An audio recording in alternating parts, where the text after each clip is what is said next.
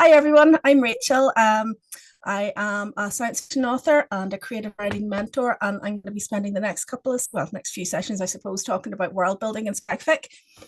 So in the last session, I talked about how writers can use real world settings as a kind of baseline for creating their spec fic to create worlds that feel real, three-dimensional, kind of worlds that feel as though they've existed and will continue to exist outside of the events in your narrative.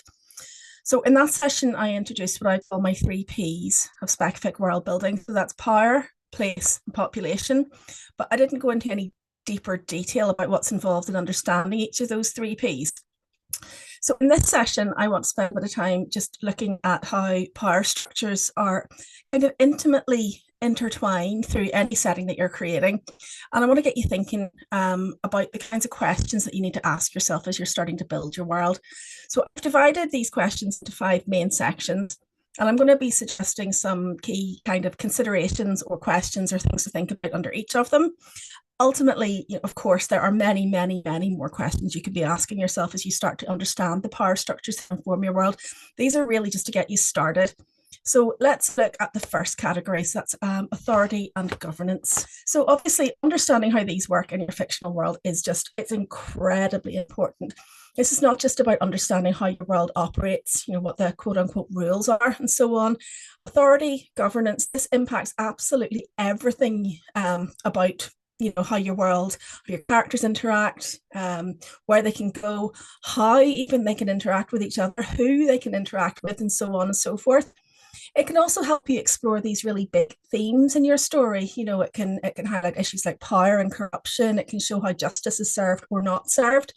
So when you understand the rules of the world that you're writing, you can use that knowledge to set up all kinds of challenges for your characters and to see how the choices that they make within the narrative reflect these kind of larger ideas about society, about freedom, about responsibility. So let's look at a couple of the questions that we can ask ourselves to kind of get to grips with authority and governance on the spec fic world. So first of all, who is in charge? This is the big one. I mean, this is obviously absolutely at the heart of your fictional society. So the answer to who is in charge, it can take many shapes. Sometimes it's a single ruler, sometimes it's a group or a council. Sometimes there may be nobody in charge, or well, certainly nobody overtly in charge. All of this is important information. And when you've established who's in charge or not, as the case may be, the way that authority operates has a huge influence on how that society is structured and how the people in that society interact with one another. So, for example, if there's just one leader, decisions can be made pretty quickly. There's a clear path for authority there. But the flip side is that if that leader doesn't have good intentions, the authority by which they lead, that can very quickly become oppressive. When a council's in charge, it can feel more democratic, different voices can be heard and so on. But it can also feel as though it takes you forever to get a decision on anything. You can end up with things like factionalism, infighting, and so on. But when nobody is apparently in charge, that's when you start to get pockets of kind of micro leadership, which can be good, can be bad, can be indifferent, it could actively be dangerous, and so on. So whatever answer you come up with to that one, this dynamic is likely to play a really big role in how power is used and challenged throughout the story. So next question, by what authority do they hold power? And again, this is a really big one.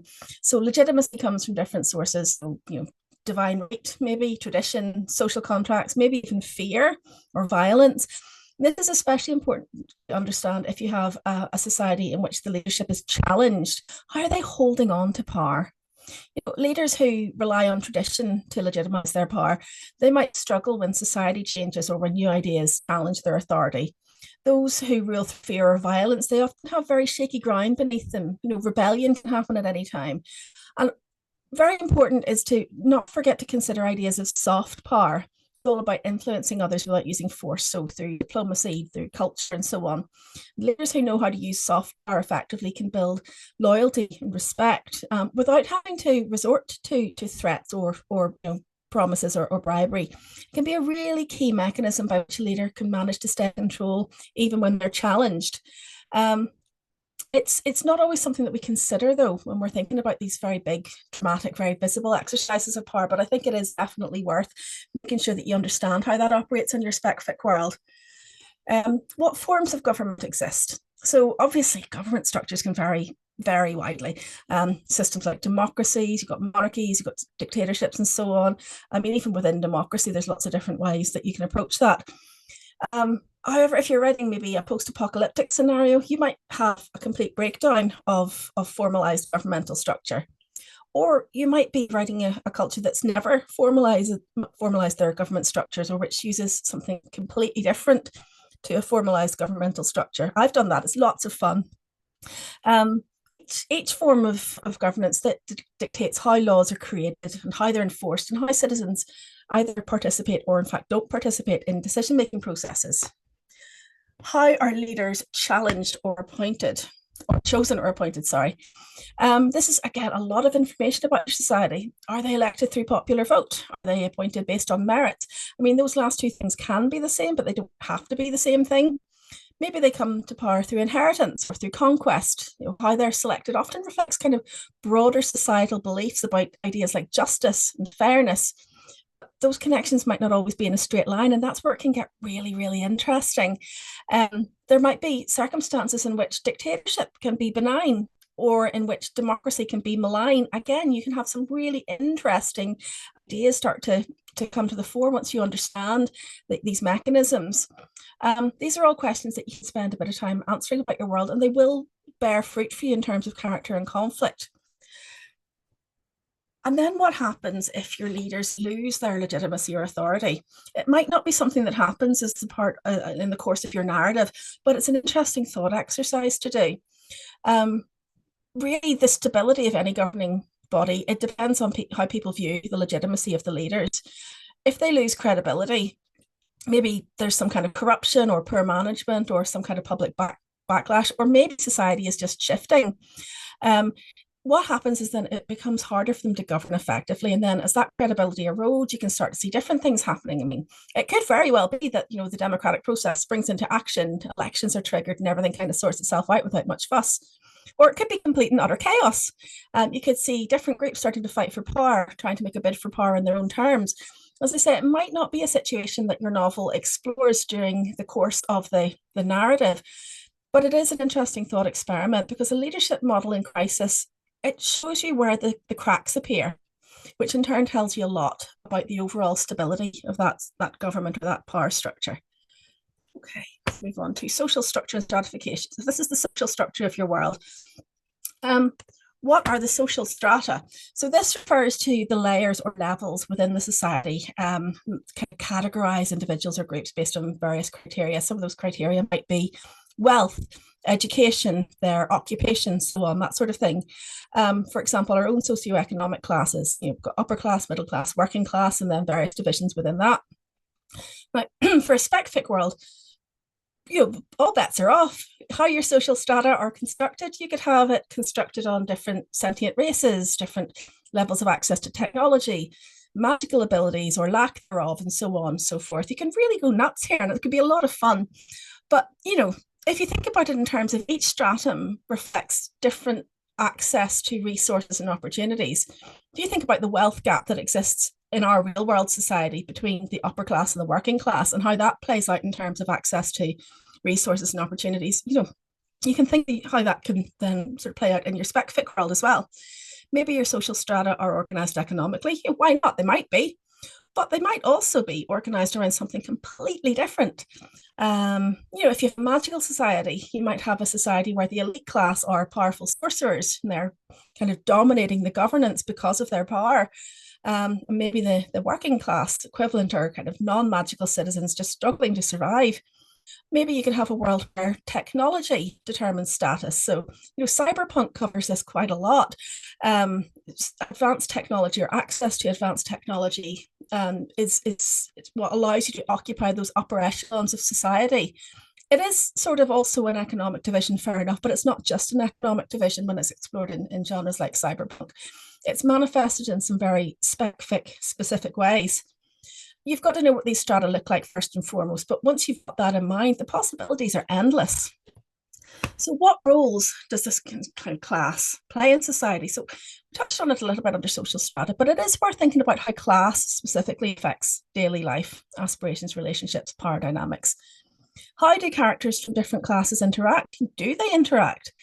You can explore things like societal norms and how those dictate behavior across classes. Maybe there are certain rituals or customs that are exclusive to the upper classes. That's the kind of thing that can very quickly and very economically mark a character out as other. It can create the kind of power imbalance that has really interesting narrative implications. Are there marginalized groups in your society, and what power dynamics affect them? So in our world, marginalized groups, they're groups that experience systemic disadvantage due to a specific aspect of their social identity. So that could, in our world, include things like race, ethnicity, gender, sexual orientation, disability status, even socioeconomic background again. On your spec-fic world, I mean, this is a really important question. So does your world include categories of people that are oppressed? People who are disadvantaged, people who are considered in some way less than some other group? What systems maintain that marginalized status? Are there legal restrictions on what they can and can't do? Are there cultural biases? Are there economic disadvantages? Is it overt or is it covert? So if you think about the way discrimination can manifest in various forms, it's not always immediately obvious. And that's especially the case if your protagonist belongs to a group that's not marginalized. You could be looking at everything from economic inequality to limited representation in decision-making processes, social stigmatization, or again, something completely different. Now, wealth. How does wealth influence social status and power? I hesitated about including this one because maybe your world doesn't include money. I think it's quite an easy assumption to make that all worlds necessarily have wealth as the basis of their economic life. And maybe they don't. Maybe there's some other form of access control. Maybe there's a bartering system in place. Maybe it's something completely different. It is worth establishing as early as possible in your world building process how wealth, if it does tie into power structures, how it does. It can be difficult for us to step out of the idea of wealth as the gatekeeper to resource access. But just remember, in a spec-fic world, you can let your imagination run riot if you want. Maybe it's access to magical resources that creates a divide. Maybe it's, again, technological access. And again, I mean, just if you think about Star Trek, Star Trek is set in a world that technically posts scarcity, thanks to the fact they have replicators. So wealth is I mean, it's technically non-existent, but think about the ways in which Star Trek still manages to bring inequalities of access into various different types of conflict, regardless of the fact that they're technically post-scarcity. There's lots and lots and lots of different possibilities there. Is mobility between classes possible, or is class demarcation rigidly enforced? Is there a path for mobility? You might have a meritocratic system where exceptionalism is recognized, and individuals have access to opportunities no matter where they start off in the strata. But you might also have a system where mobility is restricted due to one of those barriers that we've looked at above. Either has lots of interesting possibilities. If mobility is restricted, though, you've probably got a system filled with kind of frustration, inequity. You might even have a revolutionary movement on your hands. So there's lots of possibility either way, but I think that's definitely one to consider. Okay, so talk a little bit then about, I'm sure you're getting the gist of where I'm going with it. So I'm going to try and pick up pace before I don't want us to run out of time. So let's have a look at rules and norms and how this applies to who holds the power in your world. So I love this one. What are the unspoken rules of society? We'll look in a moment at the spoken rules, but I think the unspoken rules very often tell you a lot more about the space, and they're much better at marking out other as opposed to who quote unquote belongs there. So every society has these unwritten codes. These are the subtle guidelines that dictate what's considered acceptable behavior. So if you think about your world, what are the things that people just know without having to be told? Maybe it's like a gesture of respect or a way to address someone of higher status. If you think about how many languages on our planet have a special form of the pronoun you, and how many rules you have to learn about when to use the right form of you, and when you're learning the language as a non-native speaker. and how much trouble you can get yourself into if you use the non-deferential you to somebody who you're supposed to show respect to, and how difficult that is often to people who don't have the different forms of you. So that tiny little thing, it's one of those unspoken rules that's really, really important in signifying membership of a group or being an outsider in that group. You get one or more of those wrong, and you are basically holding a neon banner over your head that says, I don't belong here. I'm not from these parts. You might even make yourself look like a troublemaker. You might get yourself into trouble just by annoying the wrong person. So, what does that look like in your world? What are those tiny little unwritten rules? The ones that everybody will claim aren't really rules, but if you get them wrong, then you've marked yourself out as other. I mean, there's also the spoken rules of society. I find these less interesting from a characterological point of view, but they're very important from a world building point of view. These are kind of laws and regulations, the things that kind of they're openly acknowledged, rules and regulations, formal laws, cultural customs that everyone's expected to follow. So, I mean, obviously, you don't have to enumerate the entire legislative system of your world. Uh, Nobody wants to do that. Nobody wants to read that either, I would argue. But broad strokes, yeah, I think it's useful to do that. It's important to have a sense of what is and what isn't acceptable in that space. And it doesn't have to be very authoritarian either. I once wrote a spec fic setting where there was practically zero in the way of active legislation. Society more or less operated on vibes and a general societal attitude of being nice to each other. It was amazing. I started off with this idea. It was amazing how much that affected literally every aspect of that culture. It was a lot of fun to write, but it turned out to be a lot more thinking than I expected. Um, Tradition. What roles does tradition play in maintaining power structure? Now, I'm going to park this slightly in terms of how tradition operates in your spec fic world, because that belongs to another one of the P's about population, really. But if we think of tradition as the glue that kind of holds societies together, it does have a lot of power to reinforce power structure, or potential to reinforce power structures. The idea, because we've always done it this way, that kind of argument that props up some of the norms that also prop up power structures. So once you have done a bit of work on understanding the traditions, you can come back and have a look at how that interacts with power structures. But for now, I'm just going to park it and move on quickly to knowledge and information control.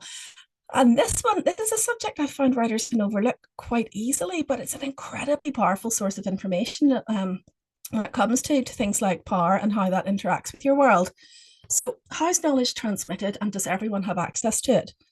Right, okay, the subject of knowledge as a concept, it's fairly loaded to begin with, but any discussion of it, knowledge and power, it begins with the idea of how does your society pass knowledge amongst itself?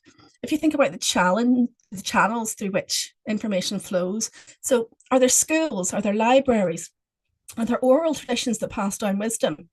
And the mechanism by which knowledge is transferred impacts the knowledge itself. Oral tradition, subject to distortion, whether that's accidental or deliberate. Written transmission means that it's only transmitted by people who can write to people who can read. That means that the information being transmitted, it eliminates some narratives completely. Electronic transmission, that counts out anyone who's technologically disadvantaged. And that's before we even ask ourselves about the motivation of the folks doing the transmitting. How is knowledge mediated? Now, this is how knowledge is filtered and presented to society. So in your world, what role does education play? Does everybody have access to education? Is it the same kind of education? Is it a tool for enlightenment, or is it indoctrination? Who's deciding what knowledge gets shared? What's their motivation for sharing it? How loud are dissenting voices? So if you think back to the idea of soft power, the mediation of knowledge is a really powerful tool for shaping a cultural narrative. And that can be malign, but it can also be benign. If it's malign, it doesn't have to be done with malign intent either. It can get really interesting and really twisty, this sort of thing. It's sort of like an unreliable narrator, but on a societal scale. Is there an overarching ideology behind the mediation of knowledge? So, I mean, every society has ideologies that influence how knowledge is framed and understood. Like I said, it doesn't have to be a malign intent behind that. It's just a fact that different worldviews lead to different interpretations of the evidence. When I was studying for my PhD, which involved elements of historical research, I find multiple different interpretations of the same basic set of facts. Some of them were wildly different to each other, but they all had that same basic set of facts at their heart.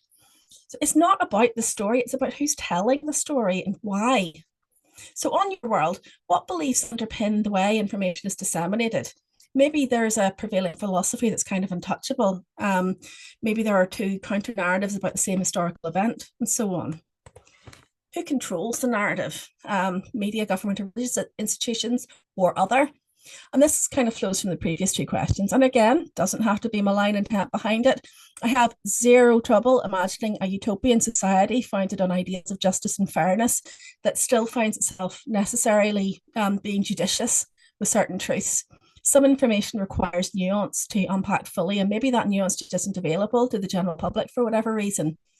Control of the narrative can absolutely indicate a totalitarian society, or it could indicate a leadership in crisis just doing their best to try and avoid panic. And what are the consequences for dissenting voices or alternative knowledge systems? Who gets to challenge the narrative? Is it dangerous to do so? What does that danger look like? Is it censorship? Is it exile? Is it persecution? How does your world handle alternative knowledge systems? Dissenting doesn't necessarily mean more correct either. It's possible to have two competing narratives that have equally plausible or implausible claims to the truth. Okay, last one. How free are people to challenge the status quo in your world? And again, it's a separate question from the question of whether or not the power structures in your world are good, bad, or indifferent. This is about freedom to dissent specifically. So what forms of resistance exist against those in power? Most people broadly happy or broadly unhappy with the way power is organized in your world. What about a significant minority? I mean, we know that significant minorities can be pretty vocal about their dissent, even if it's not the bulk of the population. If a lot of people are unhappy, that's important information about the situation on your world. And what do they do when they're unhappy with the power structures? Are there organized protests? Are there underground movements? Are there acts of civil disobedience? Maybe you've got acts of resistance through literature or subversive humor, that sort of thing. How do individuals or groups challenge the status quo? I mean, following on from that, think about the individuals or groups in your world who are trying to disrupt established norms. Do you have charismatic leaders who inspire others to rise up? Maybe you have grassroots movements that mobilize communities. How does that intersect with mechanisms for disseminating knowledge, by the way? Do they have access to those mechanisms? Have you got violent protests? Have you got non-violent protests? And how do those in power respond to attempts to challenge their status quo? Have the current power dynamics been shaped by historical revolutions or movements? I mean, this is obviously a much bigger question than just one single little question that I'm almost like a throwaway question here. Historical context can have a huge effect on your understanding of the world. But again, to cover it off very briefly, what pivotal events have led to significant shifts in government or societal values? Have these been peaceful or violent? And critically, how does the current population remember these events? Again, this ties into the dissemination of knowledge. And what role do alliances play in maintaining or challenging power? So who's friends with who and why? And how does that keep people in power, or how does it keep people out of power? You might have established alliances within political parties, within different groups with common goals. You might have, for example, unions advocating for workers' rights against corporate interests, that sort of thing. Alliances can also serve to uphold existing power structures. So maybe you have a coalition of elites working together to maintain an influence over society that's maybe not particularly beneficial to certain groups or your protagonist. It can also be societies other than your main story world. So it's important to be mindful that if you're introducing another society, you would need to have not necessarily a similar level of understanding about what makes that society tick, but certainly a solid understanding of what's in it for them to be in alliance with the main society of your story world. And finally, how does fear or loyalty influence compliance within society? Is fear a key part of how power operates on your world? Are people out there complying with a fairly unjust system just because they're afraid of the consequences of not complying? Or alternatively, loyalty can be a great way to keep a population compliant, and that's not always benign either. Can be, doesn't have to be. If your world citizens feel a deep connection to their leaders based on shared beliefs or cultural ties, is that good for everyone in the world? Probably not. also, is there an option not to be loyal? I mean, Winston Smith in 1984 starts off broadly loyal to the regime and ends up super loyal to the regime. And it's not in any way a good thing that that happens. So the fears running below the surface there, it's always worth interrogating what's behind the loyalty of a loyal populace. Okay, absolute whistle stop tour there. I've got a very brief writing exercise to kind of get you thinking about these questions. So the first of the three P's of the spec world building. Oh, sometimes worlds are very close to reality. How do you avoid this? I don't think that's necessary. I mean, I don't think that's a bad thing in any way. And in fact, when we talk about allegory, I think that's the final session that I'm going to cover.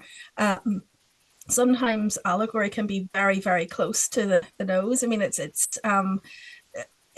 can be a very useful exercise when you think about things like alternative history. Again, that is set in a current world just with a different decision having been made. So I don't think that's a bad thing at all. There's another question there, Rachel. People behave the same no matter what environment? Well, that's about understanding the characters. And actually, again, I think understanding the people, we'll talk about people in a couple of sessions. I think it's, a couple of sessions. If you understand who the people are, then you'll understand what is motivating their actions and behaviors. So they won't necessarily behave the same no matter the environment. They'll have different levels of access to information, different stories that inform the way they interact with the power. So I think it's really important to understand the population and what makes them different before you start thinking about how they would react in any particular situation. I'll cover that off a bit in a lot more detail when I talk about people and population.